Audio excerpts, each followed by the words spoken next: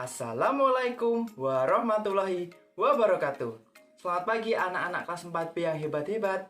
Bagaimana kabarnya hari ini? Semoga semua dalam keadaan sehat ya. Sebelum memulai pembelajaran, marilah kita berdoa terlebih dahulu agar dalam belajar kita diberikan kelancaran. Berdoa mulai. Berdoa selesai. Hari ini kita akan belajar pada tema 3, peduli terhadap makhluk hidup, subtema 2, keberagaman makhluk hidup di lingkunganku.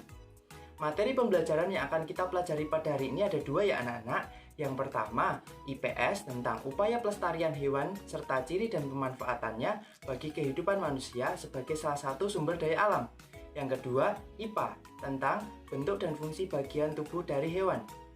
Silahkan anak-anak belajar dengan sungguh-sungguh ya, supaya kalian paham dan ilmu yang didapatkan pada hari ini dapat dimanfaatkan dalam kehidupan sehari-hari.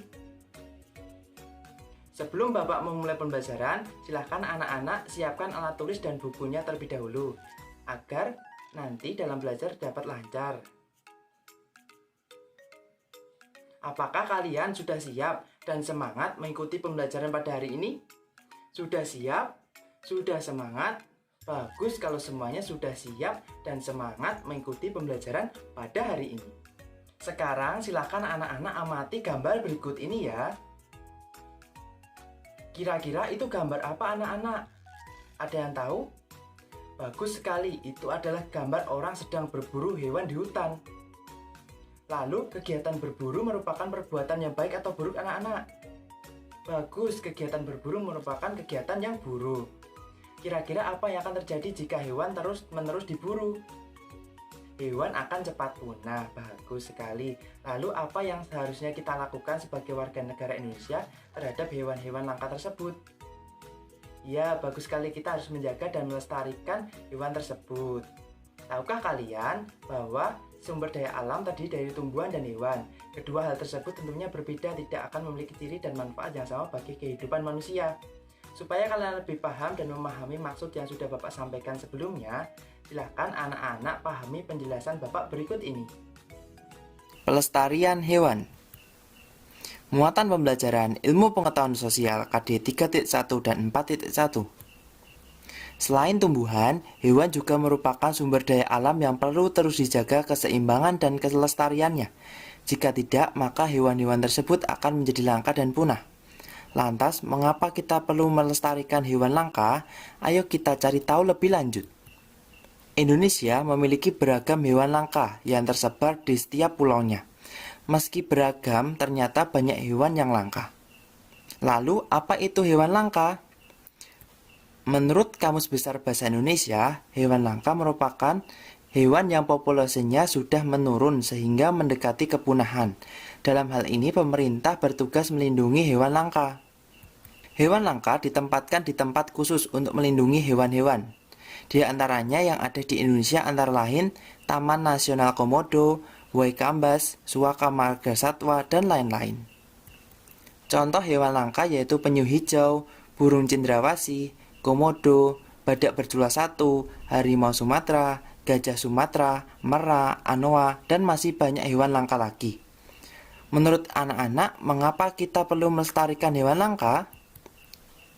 Mengapa kita perlu melestarikan hewan langka? Yang pertama, tujuan pelestarian hewan langka supaya tidak mengalami kepunahan. Yang kedua, sebagai warga negara, kita memiliki tanggung jawab dan kewajiban untuk melestarikan dan melindungi hewan-hewan langka tersebut. Terdapat 5 cara pelestarian hewan langka. Yang pertama, membuat cagar alam atau Suaka Marga Satwa atau Taman Nasional untuk melindungi dan mengembangbiakan hewan langka supaya tidak punah. Yang kedua, tidak memburu hewan-hewan langka dan terancam punah. Yang ketiga, tidak merusak habitat dari populasi hewan langka.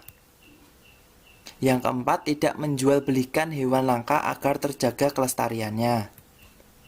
Yang kelima, mengedukasi masyarakat dan mendukung upaya pelestarian hewan langka yang hampir punah yang dilakukan oleh pemerintah. Lalu, apa ya manfaat yang didapatkan dalam upaya pelestarian hewan langka? Manfaat melestarikan hewan sebagai salah satu sumber daya alam. Yang pertama, melestarikan keanekaragaman hewan sebagai salah satu sumber daya alam yang bermanfaat bagi ilmu, pengetahuan, dan masyarakat. Yang kedua, menjaga keseimbangan ekosistem supaya kehidupan di muka bumi tetap berjalan dengan baik. Itu tadi manfaat melestarikan hewan sebagai sumber daya alam. Pelestarian hewan langka, kita akan mengambil contoh burung cendrawasih ya anak-anak. Burung cendrawasih adalah burung khas Indonesia yang ada di kawasan hutan tropis Papua dan sekitarnya. Hal ini yang menyebabkan burung tersebut dikelompokkan ke dalam satwa endemik. Satwa endemik adalah hewan yang hanya ditemukan di wilayah Indonesia saja dan tidak bisa ditemukan di wilayah lain. Burung cendrawasih termasuk ke dalam marga Paradise yang diterjemahkan sebagai burung surga. Warna burung cendrawasih yang mencolok biasanya merupakan kombinasi beberapa warna seperti hitam, coklat, oranye, kuning, putih, biru, merah, hijau, dan ungu. Burung cendrawasih saat ini termasuk hewan langka sehingga harus dilindungi. Hanya boleh dipelihara oleh pemerintah di tempat konservasi saja. Selanjutnya kita akan membahas tentang karakteristik hewan beserta pemanfaatannya dalam kehidupan manusia. Ciri-ciri pemanfaatan sumber daya alam berupa hewan. Hewan merupakan sumber daya alam. Terdapat beberapa hewan yang dapat dimanfaatkan oleh manusia. Hewan juga memiliki tempat hidup. Ada hewan yang tinggal di darat, ada juga hewan yang tinggal di air atau di perairan. Yang pertama, ayam. Ayam tinggal di darat. Ayam memiliki paruh yang berguna untuk mencari makan. Ayam dapat dimanfaatkan daging dan telurnya. Ayam dibudidayakan di peternakan. Dan peternakan biasanya ada di daratan tinggi. Yang kedua, bebek. Bebek tinggal di darat, namun bebek juga dapat berenang. Bebek dibudidayakan di peternakan. Bebek dapat dimanfaatkan daging dan telurnya. Telur bebek dapat diolah menjadi telur asin sebagai bahan makanan manusia. 3. Kelinci. Kelinci hidup di darat. Kaki belakang kelinci lebih kuat sehingga membantunya untuk melompat. Makanan kelinci adalah sayur-sayuran, terutama wortel. Kelinci dan kucing pada umumnya dijadikan hewan peliharaan oleh manusia. Yang selanjutnya ikan. Ikan hidup di air. Ikan digolongkan menjadi 3 jenis, yaitu ikan air tawar, ikan air laut, dan ikan air payau. Ada ikan yang dimanfaatkan sebagai makanan, dan ada juga ikan yang dimanfaatkan sebagai hewan peliharaan, yaitu ikan koi contohnya. Selanjutnya, sapi. Sapi hidup di darat. Sapi dan kerbau dimanfaatkan oleh manusia untuk diambil dagingnya dan dikonsumsi. Dan tenaganya dimanfaatkan untuk membajak sawah. Selain hewan yang sudah disebutkan dan dijelaskan tadi, masih banyak hewan lain yang hidup di darat dan di air. Setiap jenis hewan memiliki tempat hidup dan karakteristik masing-masing. Tempat hidup tergantung kepada ciri khusus hewan yang mempunyai hubungan erat dengan karakteristik tempat hidupnya. Contohnya seperti ikan bernafas dengan insang, sehingga ikan memiliki habitat di air, sehingga tidak bisa hidup di darat. Sedangkan ayam berhabitat di darat, karena ayam bernafas dengan paru-paru. Apakah penjelasan Bapak sudah dapat dipahami anak-anak? Bagus kalau semuanya sudah dapat dipahami. Pada penjelasan tadi kita telah membicarakan banyak hal tentang hewan. Menurut kalian hewan itu apa sih anak-anak? Bagus, benar sekali. Hewan merupakan salah satu makhluk hidup seperti manusia. Setiap hewan juga memiliki bagian tubuh, yang setiap bagian tubuh memiliki fungsi masing-masing untuk bertahan hidup yang tidak akan sama antara hewan yang satu dengan hewan yang lainnya. Supaya kalian lebih paham lagi, mari kita simak bersama penjelasan Bapak berikut ini. Bagian tubuh hewan dan fungsinya. Muatan pembelajaran ilmu pengetahuan alam KD 3.1 dan 4.1. Hewan memiliki beberapa bagian tubuh yang berbeda-beda bentuknya antara hewan satu dengan yang lainnya. Serta setiap bagian tubuh hewan memiliki fungsi masing-masing. Mari kita coba pelajari lebih lanjut bagian-bagian tubuh hewan dan fungsinya pada hewan berikut ini. Yang pertama, bebek. Bagian tubuh bebek yang pertama, mata. fungsinya untuk melihat. Bagian kedua paruh, fungsinya untuk mengambil makanan. Bagian ketiga bulu, fungsinya untuk melindungi tubuh agar tetap hangat. Bagian keempat sayap, fungsinya sebagai alat keseimbangan. Bagian terakhir kaki berselaput, untuk berenang dan bergerak. Hewan yang kedua adalah ayam. Ayam memiliki bagian-bagian tubuh juga. Yang pertama, cengger atau pial untuk melindungi diri dari musuhnya. Yang kedua, paruh untuk mengambil makanan. Yang ketiga, bulu untuk menutupi tubuhnya agar tetap hangat. Yang keempat, cakar untuk mengais tanah ketika mencari makan. Yang kelima, mata untuk melihat. Yang keenam, ekor untuk menjaga keseimbangan.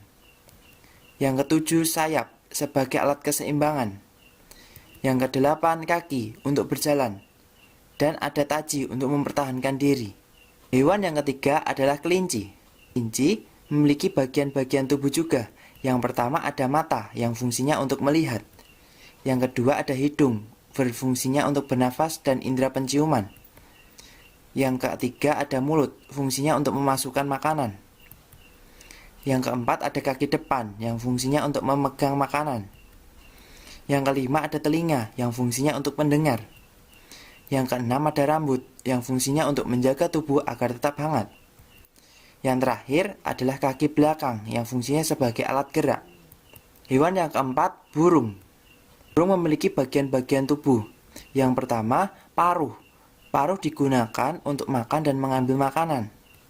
Yang kedua, cakar atau kaki, sebagai alat berjalan dan hinggap di pohon serta untuk mencengkeram mangsa. Yang ketiga, mata untuk melihat benda-benda sekitar. Yang keempat, sayap sebagai alat gerak yang digunakan untuk terbang.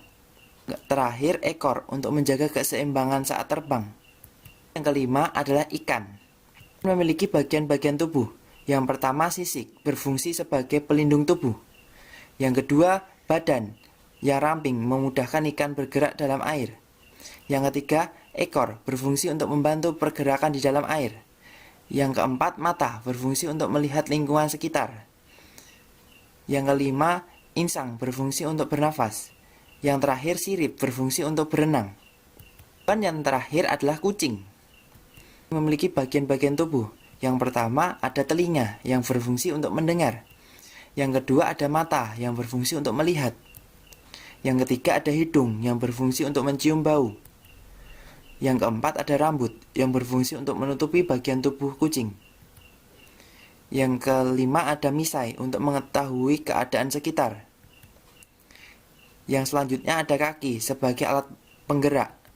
Yang terakhir ada ekor yang berguna untuk keseimbangan. Kita akan belajar tentang persamaan dan perbedaan bentuk bagian tubuh pada hewan. Setiap jenis hewan pastinya tidak akan mempunyai ciri bentuk bagian tubuh yang sama antara hewan satu dengan yang lainnya. Pastinya akan terdapat perbedaan dalam bentuk bagian tubuhnya, namun tidak menutup kemungkinan akan terdapat beberapa persamaan antara kedua hewan tersebut. Supaya anak-anak lebih paham, silahkan pahamilah penjelasan berikut ini. Amati dan perhatikan kedua gambar berikut ini. Kedua gambar berikut ini, kita akan mencari bersama-sama persamaan dan perbedaan bagian tubuh pada hewan laba-laba dan kumbang. Mari kita cari tahu bersama persamaan dan perbedaannya. Kesamaan laba-laba dan kumbang, yang pertama, memerlukan makanan. Yang kedua, berkembang biak dengan bertelur. Yang ketiga, memiliki dua mata. Kemudian perbedaannya, laba-laba memiliki jumlah kaki 8, sedangkan kumbang memiliki jumlah kaki 6. Laba-laba tidak memiliki sayap, sedangkan kumbang memiliki sayap. Laba-laba memiliki mata yang sederhana, sedangkan kumbang memiliki mata ganda atau majemuk. Laba-laba memiliki rahang penusuk, sedangkan kumbang memiliki rahang penguyah. Laba-laba tidak bisa terbang, sedangkan kumbang bisa terbang dengan menggunakan sayapnya.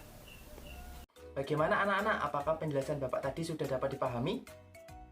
Bagus kalau semuanya dapat dipahami. Karena kalian sudah belajar dan memahami materi yang sudah Bapak sampaikan, silahkan sekarang kerjakan lembar evaluasi yang sudah Bapak kirimkan di grup WhatsApp. Kerjakan dengan baik dan sungguh-sungguh ya anak-anak, supaya mendapatkan hasil yang maksimal. Selamat mengerjakan anak-anak. Sekarang Bapak ingin bertanya, apakah pembelajaran pada hari ini menyenangkan anak-anak? Menyenangkan tidak? Baik jika kalian senang mengikuti pembelajaran pada hari ini. Kira-kira hari ini kita sudah belajar tentang apa aja ya anak-anak? Ada yang masih ingat? Bagus, benar sekali. Hari ini kita tadi sudah belajar tentang IPS, yaitu upaya pelestarian hewan langka. Jadi kita sebagai warga negara Indonesia memiliki kewajiban untuk menjaga dan melestarikan hewan langka. Salah satu upaya dalam melestarikan hewan langka yaitu tidak memburu atau menjual belikan hewan tersebut. Tujuan dari pelestarian hewan langka supaya tidak terjadi kepunahan terhadap hewan yang dilindungi dan untuk menjaga keseimbangan ekosistem di dunia ini. Yang kedua, kita tadi sudah belajar tentang IPA, yaitu bentuk dan fungsi dari bagian tubuh hewan. Hewan memiliki bentuk bagian tubuh yang berbeda-beda, yang masing-masing memiliki fungsi untuk bertahan hidup. Itu tadi kesimpulan pembelajaran pada hari ini. Tidak terasa pembelajaran hari ini sudah selesai ya anak-anak.